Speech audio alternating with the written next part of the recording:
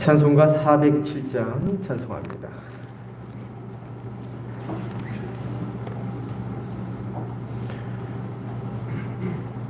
(407장입니다)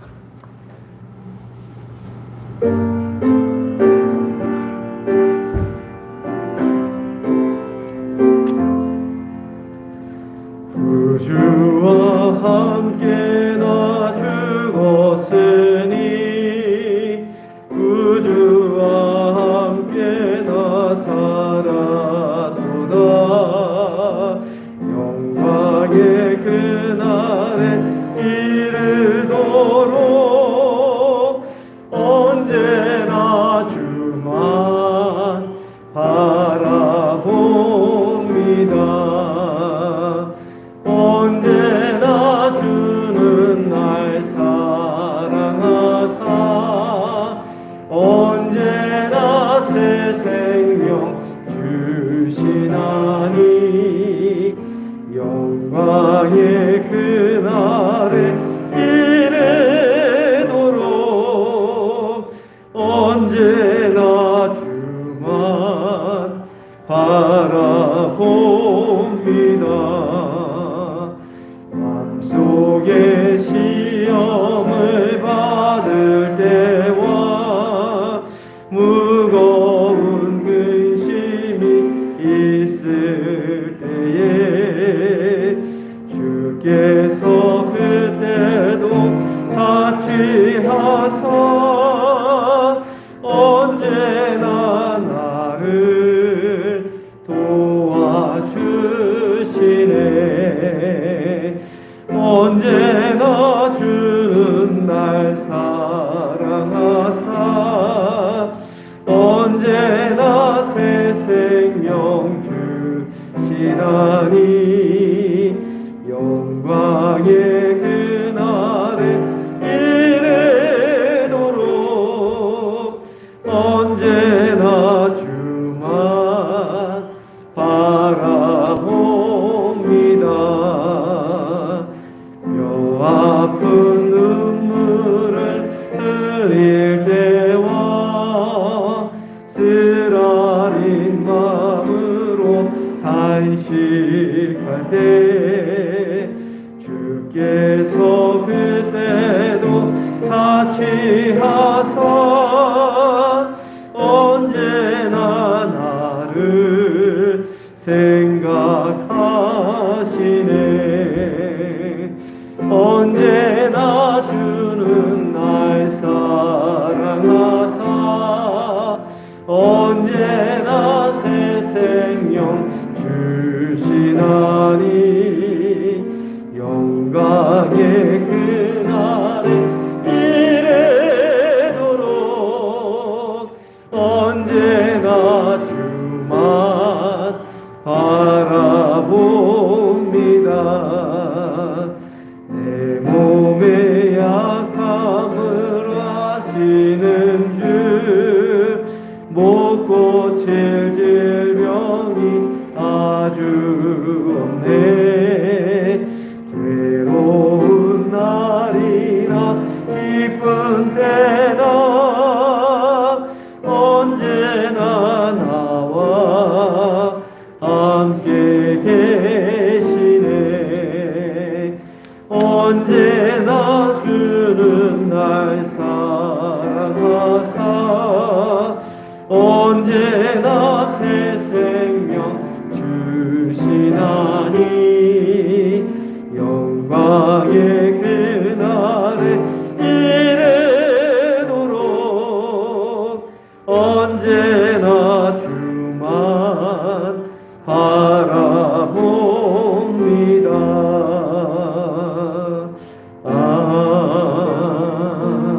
아멘. 옆에 있는 찬송가 408장 찬송합니다.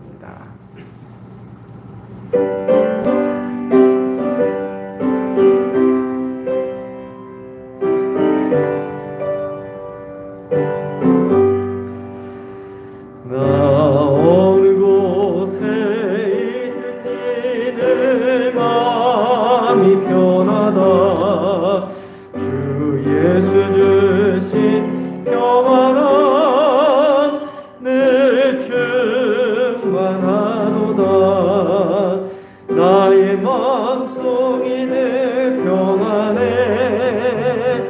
나의 마음속이 늘 평안해. 악한 죄 파도가 많으나 마음이 늘 평안해. 내 마음에 솟는 영생수 한없이 흐르니 목마름 다시 없으며 늘 평안하도다. 나의 마음속이 늘 평안해. 나의 마음속이 늘 평안해. 악한 죄 파도가 많으나 마음이 늘 평안해. 참되신 주의 사랑을 영원치 못하네. 그 사랑 내 맘 여시고 소망을 주셨네. 나의 마음속이 늘 평안해. 나의 마음속이 늘 평안해. 악한 죄 파도가 많으나 마음이 늘 평안해. 주 예수 온갖 고난을 왜 몸소 당했나. 주 함께 고난 받으면 멸류관 없겠네. 나의 마음속이 늘 평안해. 나의 마음속이 늘 평안해. 악한 죄 파도가 많으나 마음이 늘 평안해. 다 함께 자리에서 일어나셔서 조용한 기도드림으로 사순절 첫 번째 주일 예배 하나님께 올려드립니다.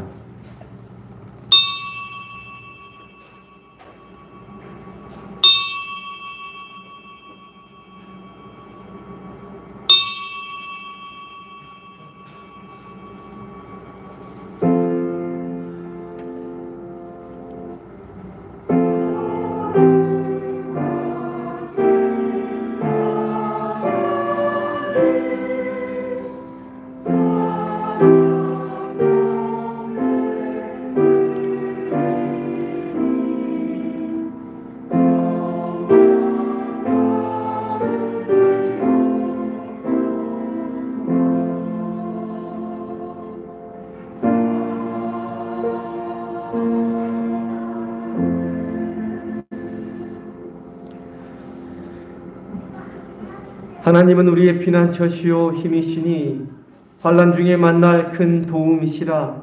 그러므로 땅이 변하든지 산이 흔들려 바다 가운데에 빠지든지 바닷물이 솟아나고 뛰놀든지 그것이 넘침으로 산이 흔들릴지라도 우리는 두려워하지 아니하리로다. 아멘.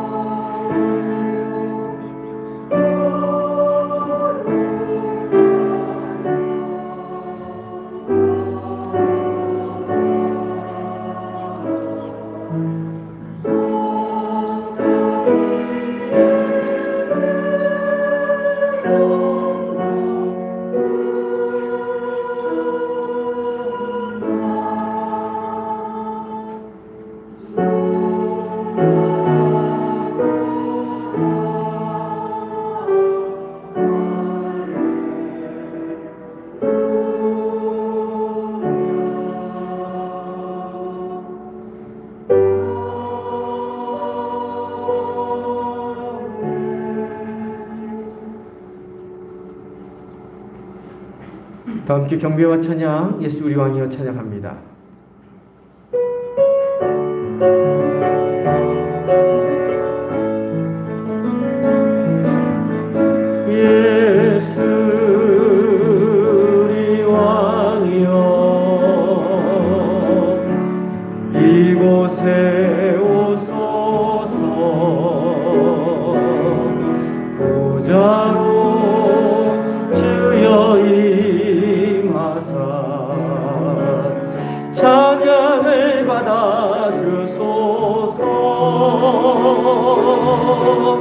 주님을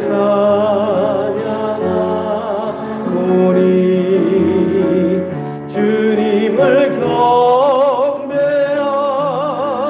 경배하오니 왕이신 예수여 오셔서 좌정하사 다스리소. 우리 두 손 들고 찬양합니다. 예수 우리 왕이여. 예수 우리 왕이여 이곳에 오소서. 보좌로 주여 임하사 찬양을 받아 주소서. 주님을 찬양하오니 주님을 경배하오니 왕이신 예수여 오셔서 좌정하사 다스리소서.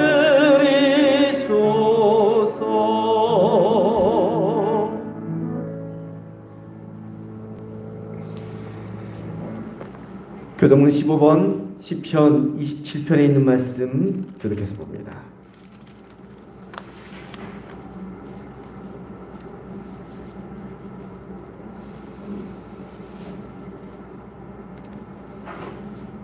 여호와는 나의 빛이요 나의 구원이시니 내가 누구를 두려워하리요.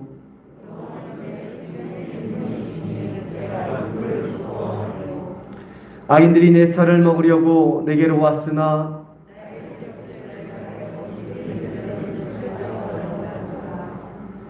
군대가 나를 대적하여 진칠지라도 내 마음이 두렵지 아니하며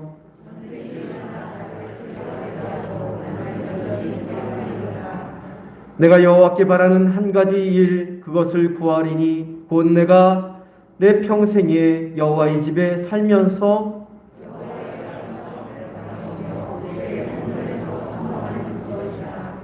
여호와께서 환난 날에 나를 그의 초막 속에 비밀히 지키시고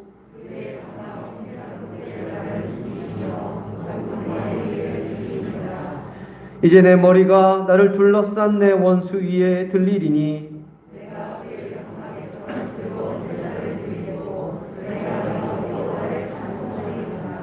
아멘. 사도신경으로 신앙 고백드립니다.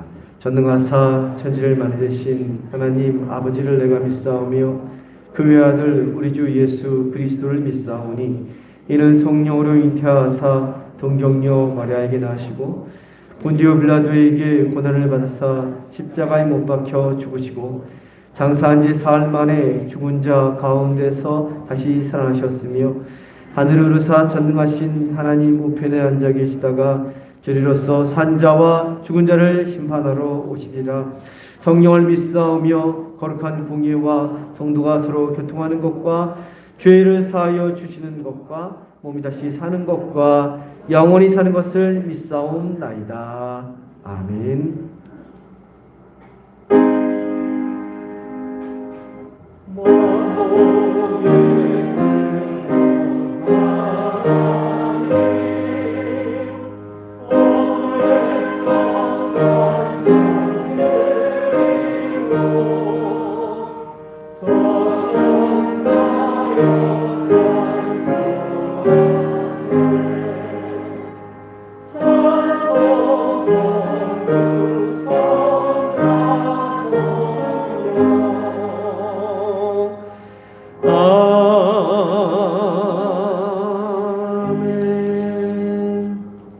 자리에 앉아주시기 바랍니다.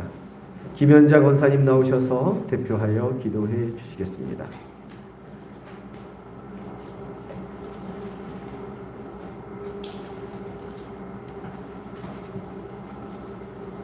말씀이 육신이 되어 우리에게 오신 주님 감사합니다. 하나님은 예수님은 십자가 고난과 사랑을 기억하는 사순절 되게 하옵소서. 이 시간 성령님 오셔서 저희들의 모든 걱정과 근심을 걷어주시고 마음을 다하고 뜻을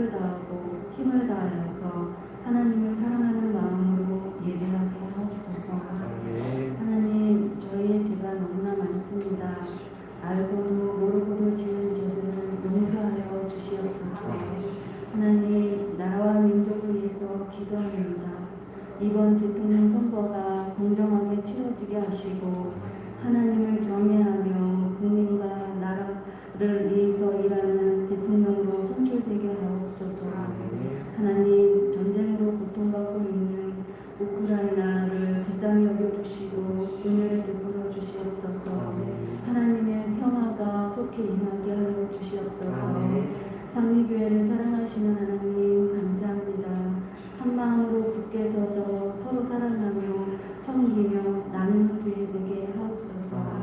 성전 보수 봉사도 성령님의 도우심으로 기도하며 준비하게 하옵소서. 교회 학교와 다음 세대가 든든히 세워지는 교회 되게 하옵소서. 모든 것이 다 하나님의 은혜로 이루어지도록 역사하여 주시옵소서. 오늘도 말씀 전하시는 목사님이 함께 하셔서 성령의 권능으로 붙들어 주시고 말씀대로 순종하며 사는 은혜가 있게 하여 주시옵소서. 이 예배를 기쁘게 받아주시기를 원하오며 예수님의 이름으로 기도드립니다. 아멘.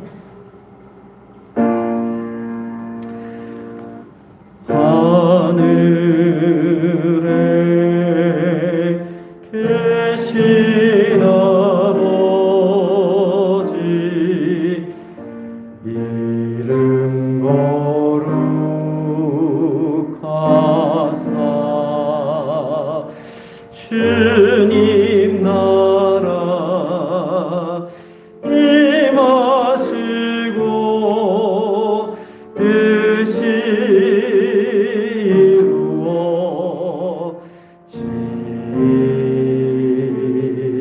이루어지이다. 일용할 양식 시고 우리들의 큰 죄 다 용서하옵시고 또 시험에 들게 마시고 악에서 구원하소서. 대개 주의 나라 주의 권세 주의 영광 영원히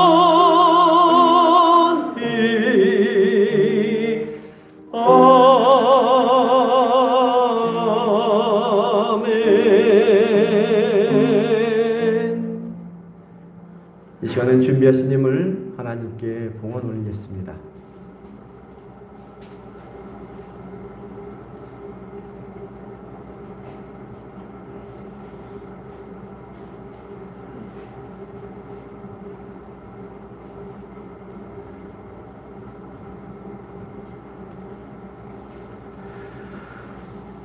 우리 삶에 살아 역사하시는 하나님, 하나님의 은혜에 감사를 드리며 예물 드리는 우리의 마음과 중심을 받아주시고 하나님의 방법으로 축복하시고 형통하게 하여 주옵소서. 예물과 함께 드린 기도의 제목들이 있습니다. 하나하나 다 기억하여 주옵소서. 물질의 문제가 해결되게 하시고 우리 삶에 있는 아픔과 상처와 질병이 씻은 듯 낫게 하시며 코로나로 급속도로 퍼지는 이 시기에 직장과 사업장과 일터에서 어려움 당하지 않게 하시고 우리의 자녀들이 주님이 예비하신 가운데 거할 수 있도록 인도하여 주옵소서. 저희의 정성이 담긴 이 예물을 통하여 상리교회가 더욱더 든든히 세워지고 복음의 역사가 널리 증거되며 하나님의 나라가 확장되는 역사가 나타나게 하여 주옵소서. 귀하신 우리 주 예수 그리스도의 이름으로 기도드립니다. 아멘.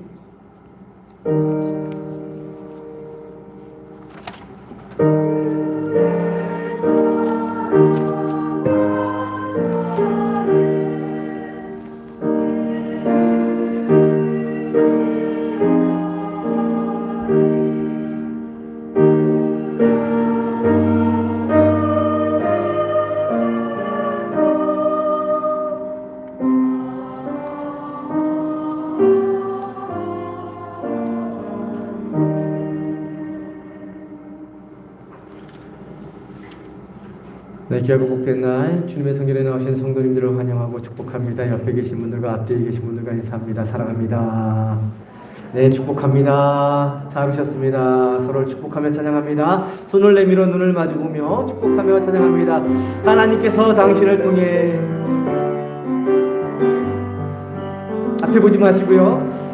하나님께서 당신을 통해 메마른 땅에 샘물 나게 하시기를 가난한 영혼 목마른 영혼 당신을 통해 주 사랑 알기 원하네.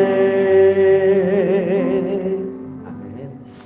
코로나 바이러스가 정점을 찍어가는 것 같습니다. 25만 명 정도 걸렸다고 하는데 점점 정점을 찍고 이제 곧 내려가겠죠. 건강 조심하시고 특히 KF94 마스크 교회 비치에 놓았으니까 없으신 분들은 그걸로 교체해서 쓰시고 예배 드려주시기 바랍니다.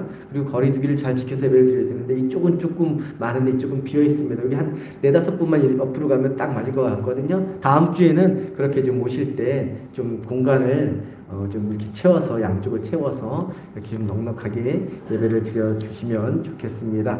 지방의 임원들은 가실 때 로비에 있는 지방의 회의로 한 분씩 가져가시기 바랍니다. 강정숙 권사님께서 떡하고 음료수도 준비하셨나요? 네, 떡을 준비해 주셨습니다. 음료수하고 왜 준비하신 건지 저한테 얘기는 안 해주셨는데 가실 때 하나씩 다 받아 가시기를 바랍니다. 네, 사순절이 시작이 되었습니다. 주님의 고난과 부활을 묵상하는 거룩한 은혜의 절기가 되기를 바랍니다. 찬송가 251장 찬송합니다.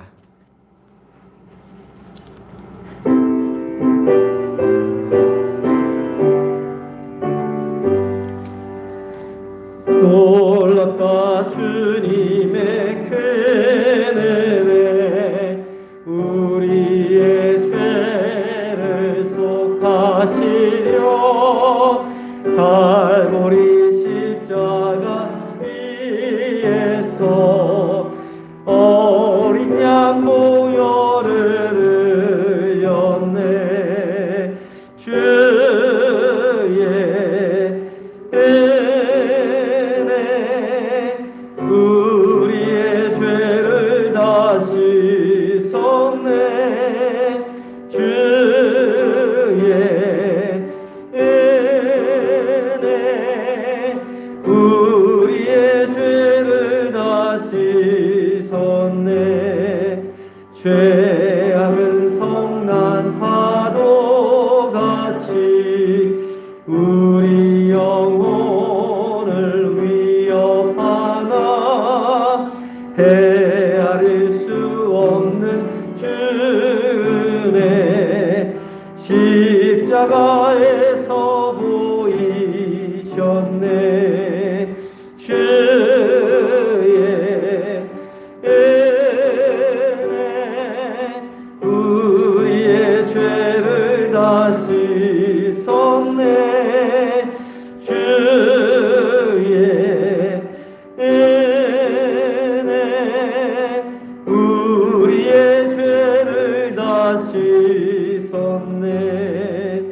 죄악에 물든 영혼들을 주께서 피로 씻으시네.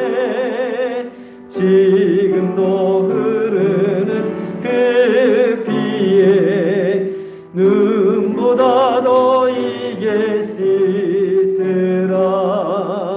주의 은혜 우리의 죄를 다 씻었네.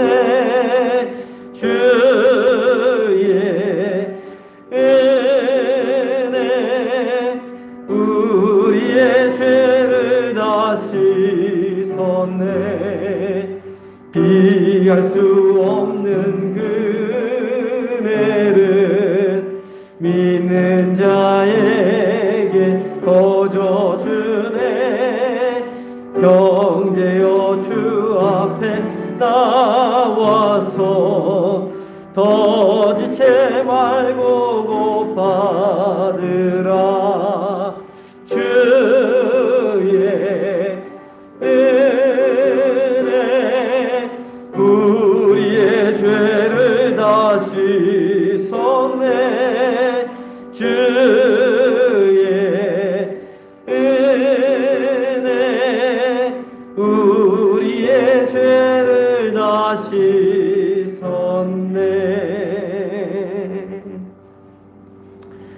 오늘 우리에게 주시는 하나님의 말씀은 창세기 42장 1절부터 25절까지 말씀입니다.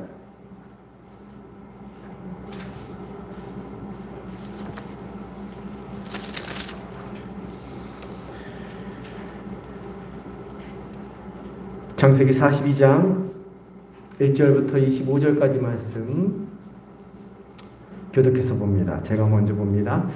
그때에 야곱이 애굽에 곡식이 있음을 보고 아들들에게 이르되 너희는 어찌하여 서로 바라보고만 있느냐.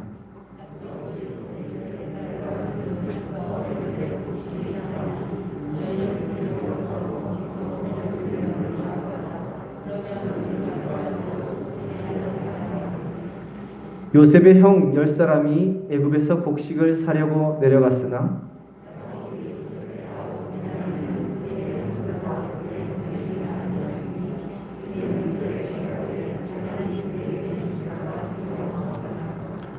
이스라엘의 아들들이 양식 사러 간 자 중에 있으니 가나안 땅에 기근이 있음이라.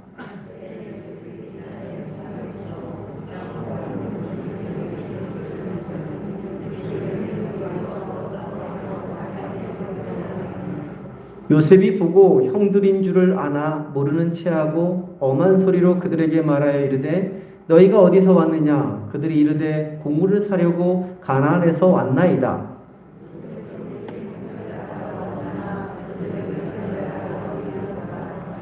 요셉이 그들에게 대하여 꾼 꿈을 생각하고 그들에게 이르되 너희는 정탐꾼들이라 이 나라의 틈을 엿보려고 왔느니라.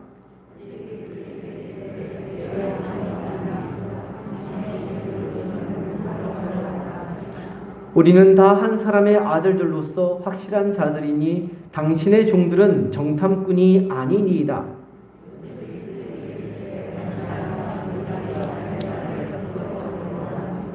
그들이 이르되 당신의 종 우리들은 12 형제로서 가나안 땅 한 사람의 아들들이라. 막내 아들은 오늘 아버지와 함께 있고 또 하나는 없어졌나이다.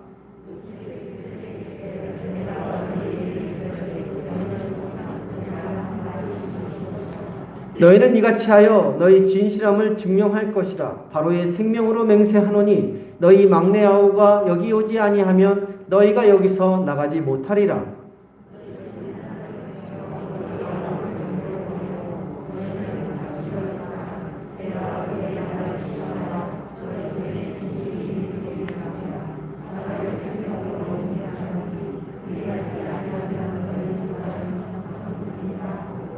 그들을 다 함께 3일을 가두었더라.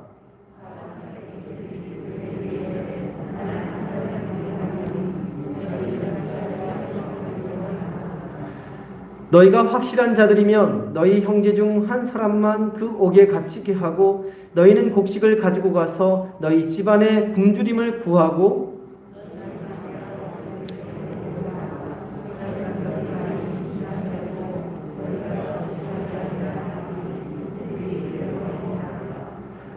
그들이 서로 말하되 우리가 아우의 일로 말미암아 범죄하였도다. 그가 우리에게 애걸할 때에 그 마음의 괴로움을 보고도 듣지 아니하였으므로 이 괴로움이 우리에게 임하도다.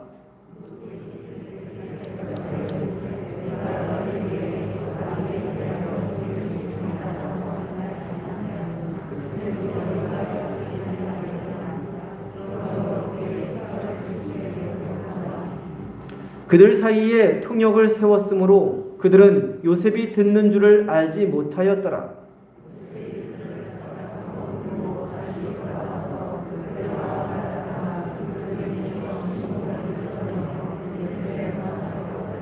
함께 읽겠습니다. 영하여 곡물을 그 그릇에 채우게 하고 각 사람의 돈은 그의 자루에 도로 넣게 하고 또 길 양식을 그들에게 주게 하니 그대로 행하였더라. 아멘. 성가대의 찬양이 있겠습니다.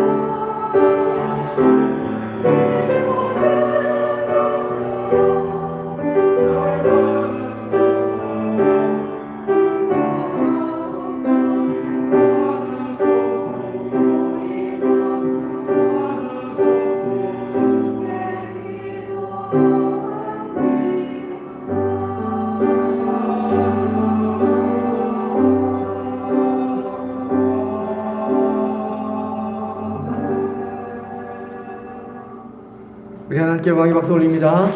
귀한 찬양 주신 성가들에게 격려의 박수 올리시기 바랍니다. 감사합니다. 기도합니다. 고맙고 감사하신 하나님, 오늘도 저희를 불러주시니 감사를 드립니다. 주님의 귀한 말씀 함께 나눕니다. 성령님 함께하여 주시고 말씀을 통해 우리에게 주시는 주님의 귀한 복된 세미한 음성 듣게 하시고 그 음성이 우리의 삶을 새롭게 하고 힘있게 하고 또한 은혜롭게 하는 복된 말씀 되도록 인도하여 주옵소서. 귀하신 예수 그리스도의 이름으로 기도드립니다. 아멘.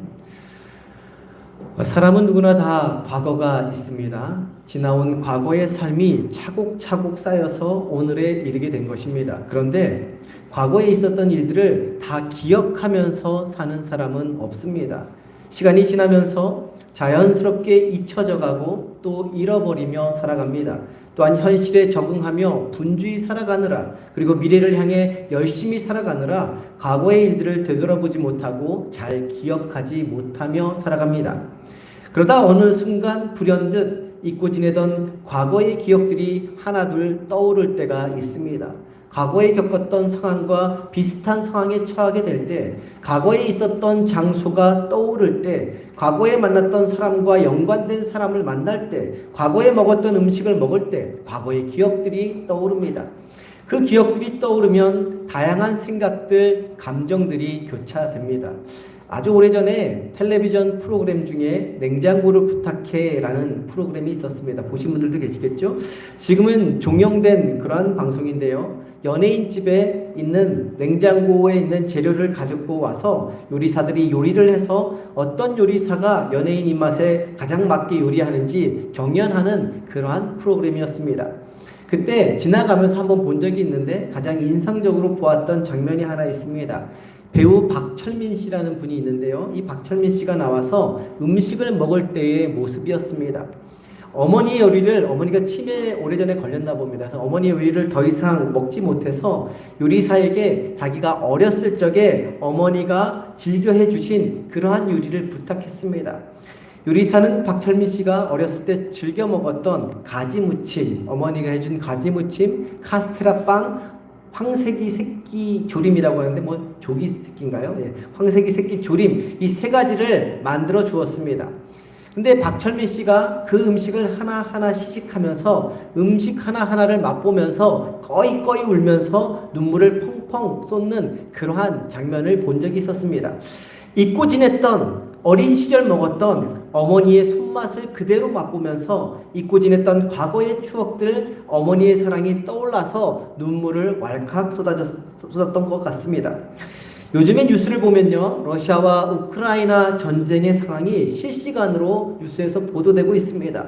거대한 포탄이 떨어지고 그 포탄에 맞아서 불타고 허물어진 건물들과 잔해들, 탱크와 장갑차의 긴 행렬, 굉음을 내며 날아가는 헬리콥터 전투기, 전쟁의 상황을 겪어보지 않은 저도 그 장면들을 보면 너무나 두렵고 무섭습니다. 그리고 그 전쟁의 소용돌이 속에 있는 그 시민들을 보면 너무나 불쌍하고 측은하고 마음이 아픕니다.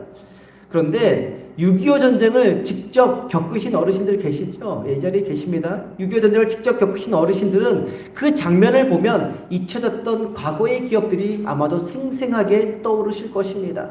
전쟁의 상황을 보면서 단순한 두려움과 측은함이 아니라 그 전쟁의 상황 속에서 살아남기 위해 견뎌냈던 시간들, 고통들, 아픔들이 하나하나 다 떠오르실 것입니다.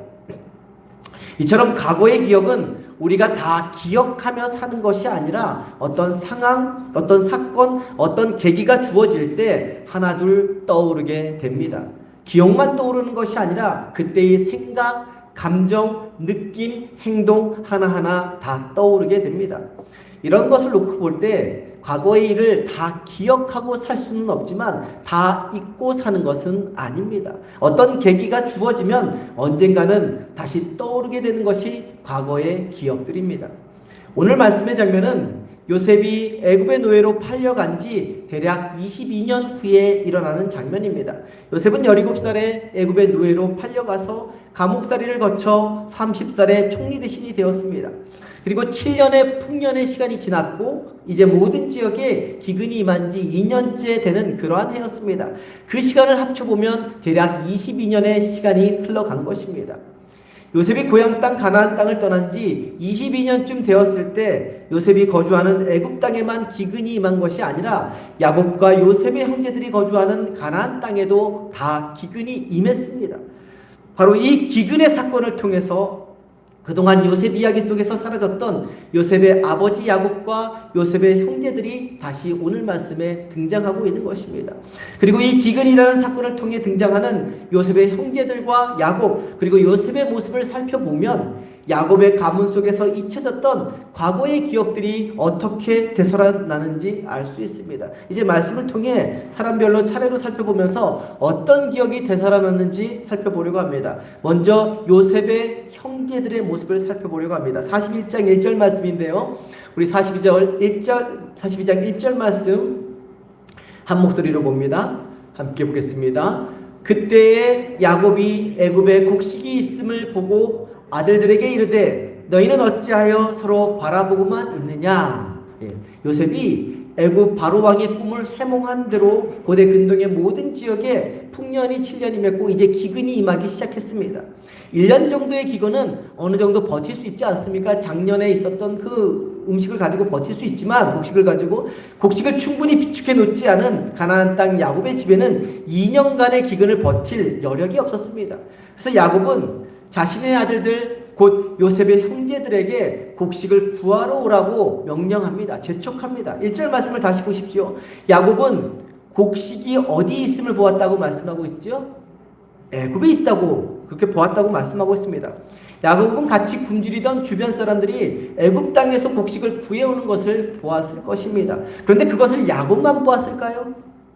성인이 된 요셉의 형제들도 다 보았을 것입니다. 그리고 그 곡식이 애굽 땅에서 구해온 것이라는 것을 요셉의 형제들도 다 알고 있었을 것입니다. 그런데 왜 요셉의 형제들은 집안의 곡식이 다 떨어져 굶주리는 와중에도 곡식을 구하러 애굽 땅에 가지 않은 것일까요? 왜 아버지 야곱이 너희는 어찌하여 보고만 있느냐 책망하고 재촉하게 만든 것일까요?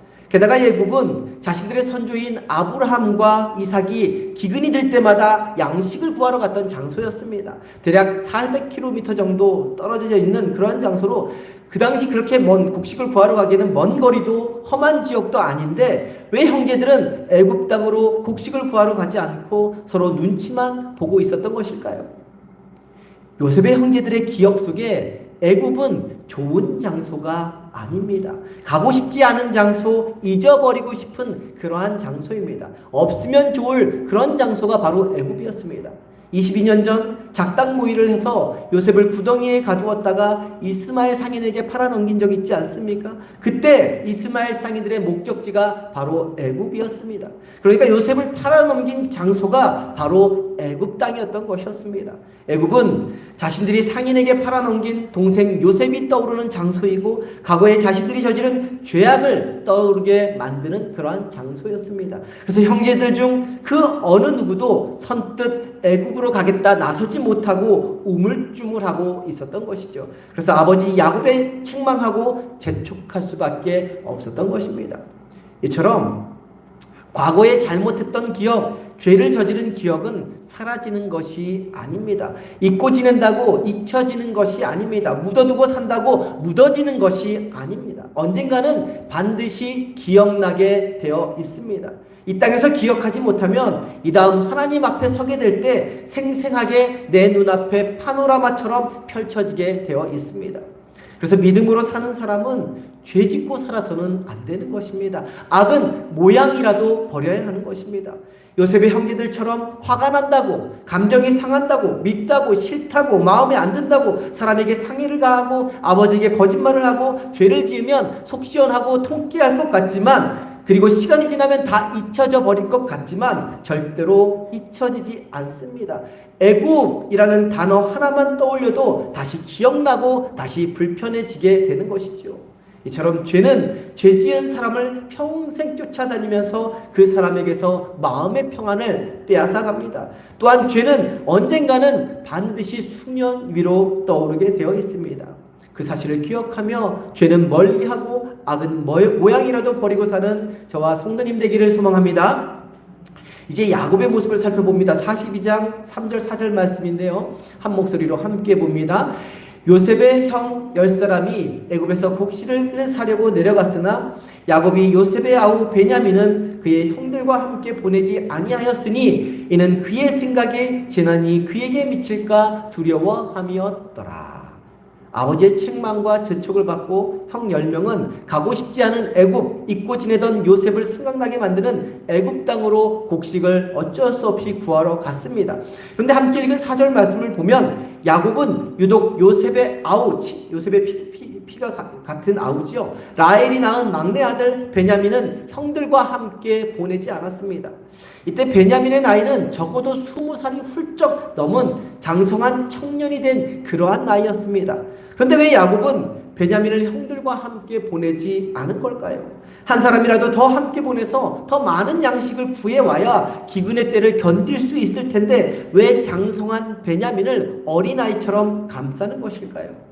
그 이유는 바로 4절 말씀 하반절의 내용처럼 야곱이 생각하기에 재난이 베냐민에게 미칠까 두려웠기 때문입니다.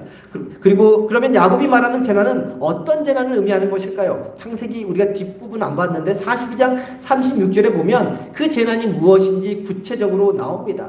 창세기 42장 36절 말씀은 요셉의 형들이 애굽 땅에서 정탐꾼이라는 누명을 쓰게 된 이후에 막내 동생 베냐민을 데려와야 믿을 수 있겠다는 그 총리 대신 요셉의 명령을 아버지 야곱에게 전달했을 때 아버지 야곱이 아들들에게 해주었던 말입니다. 우리 창세기 42장 36절 말씀 한 목소리로 봅니다. PPT를 통해서 창세기 42장 36절 말씀 함께 봅니다. 그들의 아버지 야곱이 그들에게 이르되 너희가 나에게 내 자식들을 잃게 하도다. 요셉도 없어졌고 시므온도 없어졌거늘 베냐민을 또 빼앗아 가고자 하니 이는 다 나를 해롭게 함이로다. 이 말씀을 통해 야곱이 말하는 재난은 바로 자신이 가장 사랑했던 아내 라헬에게서 낳은 마지막 혈육 베냐민을 잃어버리는 것입니다. 그리고 그 재난은 바로 22년 전 야곱이 가장 아꼈던 요셉을 잃어버렸던 그 사건과 연관된 것입니다. 그리고 막내 베냐민을 형제들과 함께 보내지 않은 이유는 요셉의 실종 사건이 자신의 아들들과 연관되어 있다는 것을 어느 정도 알고 있었기 때문입니다. 요셉의 형제들이 아버지 야곱에게 요셉 사건에 대해 이실직고하지는 않지 않았습니까? 거짓말하면서 짐승에 뜯겨 먹었다고 이렇게 이야기하지 않았습니까? 10명의 형제들이 22년 동안 요셉을 이스마엘 상인에게 팔아넘긴 사실을 아버지 야곱에게 감쪽같이 숨기는 것은 결코 쉽지 않았을 것입니다. 혼자 저지른 범행도 완전 범죄가 되는 것이 쉽지 않습니다. 언젠가는 반드시 밝혀지게 되어 있습니다. 그런데 10명이 한 집에 함께 22년간을 살면서 그때의 일을 감쪽같이 숨기는 것은 절대 쉽지 않았을 것입니다. 한 아버지의 그늘 아래서 서로 싸우기도 하고 갈등할 때도 있고 약점이 잡힐 때도 있고 서로 의심하고 감시하며 살았던 시간도 있었을 것입니다. 눈치 빠른 야곱이었기 때문에 어느 정도 그래서 요셉의 실종 사건의 전말을 알고 있었을 것입니다. 그럼에도 모든 것을 다 묻어두고 죽은 자식이라 생각하며 20년 넘게 살아왔습니다. 근데 이제 와서 또다시 요셉을 잃어버렸던 그 형들과 함께 자신이 가장 사랑했던 아내 라헬의 막내 아들 요셉의 친동생 베냐민을 먼 애굽 땅으로 보내려고 하니 22년 전에 있었던 그 재난이 다시 떠오른 것이죠. 요셉의 형제들과 달리 야곱은 잃어버린 요셉을 그렇게 쉽게 모른 척 잊고 지내지 못했을 것입니다. 부모가 죽으면 어디에 묻습니까? 땅에 묻죠. 자식이 죽으면 어디에 묻습니까? 가슴에, 마음에 묻는다라는 말이 있습니다. 이 말처럼 야곱은 요셉을 가슴속에 묻어두고 20년이 넘는 시간을 지내왔을 것입니다. 그런데 또다시 형제들이 함께 먼 길을 떠나야 하는 그러한 상황에 놓이다 보니 그때의 생생했던 기억들이 떠올라서 베냐민을 잃은 재난이 닥칠까봐 함께 보내지 못한 것이었습니다. 마지막으로 요셉의 모습을 살펴보려고 합니다. 9절 말씀 한 목소리로 봅니다. 9절입니다. 함께 봅니다. 요셉이 그들에게 대하여 꾼 꿈을 생각하고 그들에게 이르되 너희는 정탐꾼들이라 이 나라의 틈을 엿보려고 왔느니라. 가나안 땅에 기근이 들자 요셉의 형제들은 마지못해 가고 싶지 않은 애굽 땅에 양식을 구하러 갔습니다. 그리고 총리 대신 앞에서 땅에 엎드려 무릎을 꿇고 절을 했습니다. 형제들이 땅에 엎드려 무릎 꿇은 총리 대신이 누구입니까? 바로 요셉이었습니다. 자신들이 22년 전 꿈 이야기를 하는 것이 너무나 꼴보기 싫어서 애굽 땅에 노예로 팔아넘긴 그 요셉이었습니다. 자신들의 동생이 총리 대신이 되어 있는 것을 상상도 하지 못한 채 요셉의 형들은 동생 앞에 요셉이 꾼 꿈 그대로 무릎을 꿇고 절을 한 것입니다. 요셉은 형들이 자신 앞에 엎드려 무릎 꿇고 절하는 모습을 보고 함께 읽은 9절 말씀처럼 22년 전 자신이 꾸었던 그 꿈을 다시 생각하게 된 것입니다. 22년 전 꾼 꿈이 이루어진 것이죠. 그 꿈 때문에 형들의 미움을 받고 노예로 팔려와서 감옥살이하며 모진 고생을 다 했는데 그 꿈대로 이루어짐으로 자신을 미워했던 형들이 자신의 발 앞에 엎드려 절을 하고 있는 것입니다. 이렇게 잊고 있던 그리고 잊을 수 없었던 기억들이 기근이라는 그 사건을 통해 요셉의 형제들과 아버지 야곱 그리고 요셉에게서 생생하게 되살아나게 된 것입니다. 이제 과거의 나쁜 기억들, 좋지 못한 기억들, 잊고 싶은 기억들, 잊혀지지 않는 기억들을 정리하는 일만 남았습니다. 특별히 형들은 과거의 잘못, 죄악들을 청산해야 했습니다. 동생을 노예로 팔아넘긴 죄책감, 22년간 아버지를 거짓말로 속인 죄의식, 또한 들킬지 모른다는 두려운 감정들을 다 청산해야 했습니다. 그리고 요셉은 자신의 깊은 무의식 속에 자리 잡고 있는 형들에 대한 배신감, 분노, 노예 생활, 감옥 생활의 고통, 누명을 쓴 억울함, 타지 생활의 서러움을 다 털어내야 했습니다. 그런데 그 과정은 그냥 자연스럽게 이루어지는 것이 아닙니다. 형들을 만나자마자 형님들 제가 요셉입니다 하고 한마디 하면서 자신의 정체를 밝힌다고 다 해결되는 것이 아니었습니다. 그 모든 과거의 일들을 털어내기 위해서는, 그래서 과거에 일어난 모든 일들을 용서하고 화해하기 위해서는 어떤 과정을 거쳐야 하는 것입니다. 그 과정이 바로 요셉이 형들을 시험하는 과정입니다. 그리고 그 과정이 오늘 함께 읽은 42장에서부터 45장까지 길게 기록되어 있는 것입니다. 우리는 곧잘 원수를 용서하라고 말을 합니다. 원수 갚는 것은 하나님께 있으며 인간이 복수하는 것은 원수를 죽이기 이전에 자기 자신을 죽이는 행위라고 말합니다. 복수의 앙심을 품어보았자 아프고 상처있고 망가지는 것은 바로 자기 자신이다 라고 말을 합니다. 정말 맞는 말입니다. 틀리지 않습니다. 그러나 이 모든 말이 맞는 말이긴 하지만 정말 어렵고 힘든 말이기도 합니다. 누군가를 용서하는 과정이 그렇게 말처럼 단순하고 만만한 것이 아니기 때문입니다.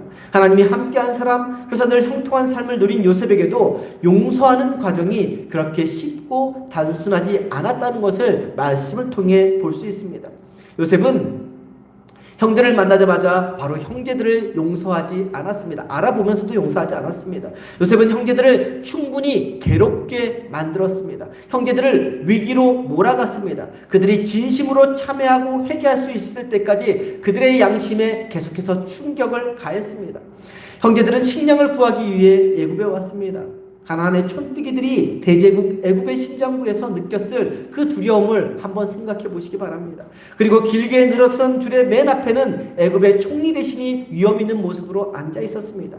그들은 감히 쳐다보지도 못한 채 머리를 조아리고 엎드리고 있었습니다. 요셉은 그들을 알아보았지만 형제들은 요셉을 전혀 알아보지 못했습니다. 앞서 말씀드렸듯이 형들은 요셉이 애굽의 총리 대신이 되었으리라고는 상상조차 할 수 없는 일이었기 때문입니다. 근데 9절 말씀을 보니까 9절 말씀이 이렇게 얘기합니다. 요셉은 다짜고짜 다른 말 하지 않습니다. 너희는 정탐꾼들이다 라고 형들을 몰아붙입니다. 이 말을 듣고 그들은 자기들은 정탐꾼이 아니며 12형제들 중 10명인데 한 명은 가나안 아버지 집에 있고 다른 한 명, 바로 요셉을 가리키죠. 다른 한 명은 사라지고 없다고 변론을 합니다. 그러자 요셉은 그들 모두를 3일 동안 감옥에 가두라고 명령을 합니다. 그리고 만일 너희들이 정탐꾼이 아니라면 한 명만 여기 남겨두고 아버지 집에 있는 아들 베냐민을 그 증거로 데려오라고 명령을 합니다. 형제들의 입장에서는 정말 억울하고 정말 괴롭고 정말 답답한 상황이었습니다. 그런데 요셉의 형제들은 바로 이 과정을 통해 요셉이 오랜 시간 당했던 억울함, 괴로움, 누명이 어떤 것인지 간접적으로 경험할 수 있게 된 것입니다. 그리고 이와 같은 상황에서 형제들은 다음과 같이 고백을 합니다. 21절, 22절 말씀인데요. 우리 21절, 22절 말씀 한 목소리로 봅니다. PPT를 통해서 함께 보겠습니다. 그들이 서로 말하되 우리가 아우의 일로 말미암아 범죄하였도다. 그가 우리에게 애걸할 때에 그 마음의 괴로움을 보고도 듣지 아니하였으므로 이 괴로움이 우리에게 임하도다. 루벤이 그들에게 대답하여 이르되 내가 너희에게 그 아이에 대하여 죄를 짓지 말라고 하지 아니하였더냐. 그래도 너희가 듣지 아니하였느니라. 그러므로 그의 핏값을 치르게 되었도다 하니. 형제들이 이야기하는 것을 잘 살펴보면 22년 동안 아우 요셉에게 했던 범죄를 아마도 항상 마음 깊은 곳에 품고 살았던 것 같습니다. 자신들의 삶 가운데 어려운 일이 닥치고 힘든 일이 생기고 공경에 처하는 일들이 생기면 함께 읽은 말씀처럼 동생에게 지은 죄값으로 이런 일을 당한다고 생각하며 살았을 것입니다. 특별히 지금 요셉을 팔아넘긴 땅 애굽 땅에 곡식을 구하러 와서 정탐꾼이라는 억울한 누명을 쓰고 감옥에 갇혀 있으면서 또 베냐민을 데려야 하는 그러한 보물모로 삼아야 하는 상황이 이르면서 형제들은 요셉이 당했을 억울함이 생생하게 떠오른 것입니다. 그래서 그 핏값, 곧 요셉의 핏값을 오늘 하나님께서 자신들에게 갚는다고 스스로 죄책감에 시달려 이와 같은 고백을 하고 있는 것입니다. 죄를 지은 자는 이처럼 과거에 매여 삽니다. 미래를 내다볼 수 없게 됩니다. 죄를 지으면 덮어질 것 같지만, 잊혀질 것 같지만 결코 그렇지 않습니다. 아무도 안 본다고 사라지는 것이 결코 아닙니다. 하나님이 보고 계시고 내 양심이 기억하고 있기 때문에 내 삶에 어떤 큰일이 일어나면 숨겨두었던 그 죄책감들이 되살아나게 되는 것이죠. 형제들이 이와 같이 고백하는 말씀을 보면서 우리가 다시금 깨달아야 하는 것이 있습니다. 그것은 죄 짓고 살아서는 안 된다는 것입니다. 또한 지은 죄를 덮고 살아서는 안 된다는 것입니다. 내가 지은 죄, 잘못은 결코 사라지는 것이 아니라 다시 되살아나게 되어 있다는 것입니다. 이 땅에서 되살아나지 않으면 하나님의 심판대 앞에 설 때 기록된 대로 하나하나 다 드러나게 되어 있습니다. 이 사실을 기억하면서 죄는 악은 모양이라도 버리고 사는 저와 성도님 되기를 소망합니다. 한 가지 더 기억해야 할 것이 있습니다. 죄는 그냥 덮어지고 잊혀지는 것이 아니라는 것입니다. 또한 입술로 마음으로 회개하고 참회한다고 결코 쉽게 넘어갈 수 있는 것이 아니라는 것이죠. 반드시 그 죄의 값을 치르고 넘어가야 해결된다는 것입니다. 형들이 감옥에 갇히고 누명을 쓰고 공경에 처하자 비로소 온전히 참회하며 회개했던 것처럼 그 광경을 보고 요셉이 홀로 꺼이꺼이 울며 눈물을 흘리며 그 마음이 녹아내린 것처럼 그러한 과정을 거쳐야 과거의 나쁜 기억, 아픈 기억, 힘든 기억이 눈 녹듯 녹아내리는 것이고 과거의 추악하고 더러운 죄들이 용서받을 수 있는 것입니다. 저와 성도님 안에 요셉처럼 과거에 좋지 않은 기억들, 나쁜 기억들이 있을 수 있습니다. 또한 요셉의 형제들처럼 죄의식에 사로잡혀 사는 기억들이 있을 수 있습니다. 주님의 십자가 고난을 생각하는 이 사순절 기간에 우리 안에 요셉의 형제들처럼 죄를 짓고 그 죄의식에 사로잡혀 살아가는 일이 있다면 그 죄를 고백하고 그 죄의 대가를 달게 받을 수 있는 저와 성도님 되기를 소망합니다. 또한 우리 안에 요셉처럼 과거에 좋지 않은 기억들, 나쁜 기억들이 있다면 나를 위해 죽으신 그 주님의 십자가를 바라보며 위로받고 치유받고 회복되는 그러한 절기가 되기를 소망합니다. 이 사순절 기간 동안 우리 안에 있는 나쁘고 좋지 않은 기억들, 아프고 상처 있고 고통받았던 괴로운 기억들, 죄악된 기억들, 그래서 잊혀지지 않는 기억들이 있다면 날 위해 죽으신 예수님의 십자가 그리고 그 보혈의 피를 통해 치유받고 회복되고 용서받는 은혜의 절기가 되기를 주님의 이름으로 간절히 축원합니다. 기도합니다. 우리 삶의 주인 되신 하나님, 이 땅을 살아가면서 우리는 알고도 모르고도 죄를 짓습니다.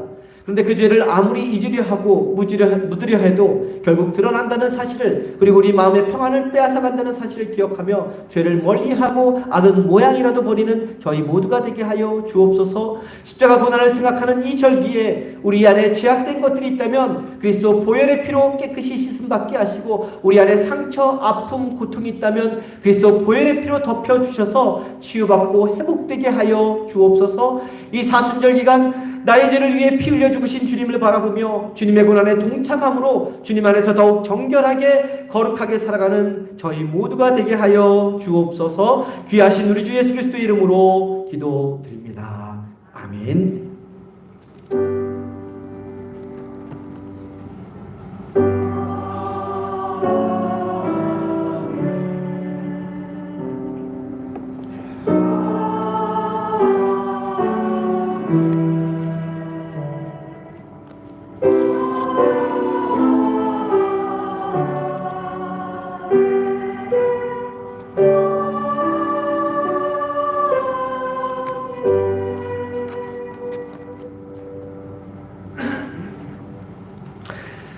다 함께 자리에 일어나셔서 찬송가 254장 찬송합니다.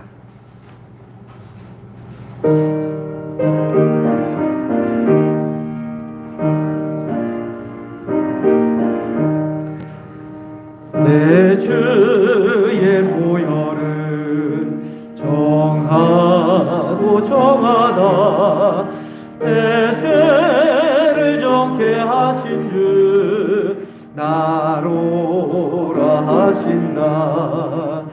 내가 주께로 지금 가오니 십자가의 보혈로 날 씻어 주소서. 약하고 주해도 주께로 나가면 힘 주시고 내 추함을 곧 씻어 주시네. 내가 주께로 지금 가오니 십자가의 보혈로 날 씻어 주소서.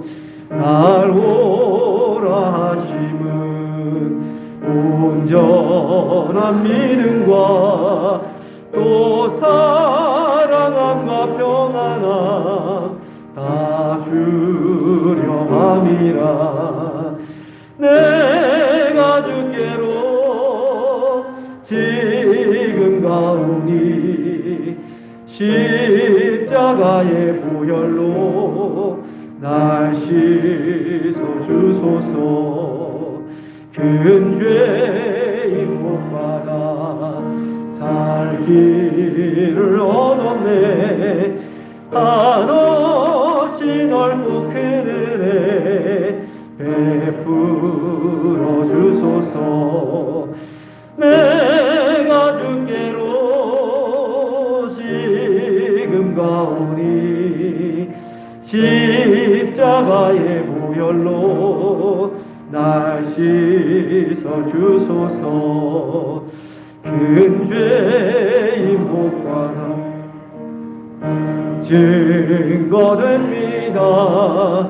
내 기도 소리 들으사 다 허락하소서.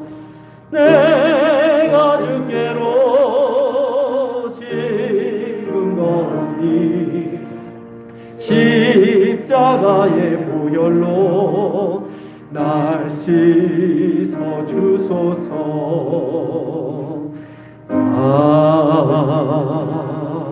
아멘. 기도합니다.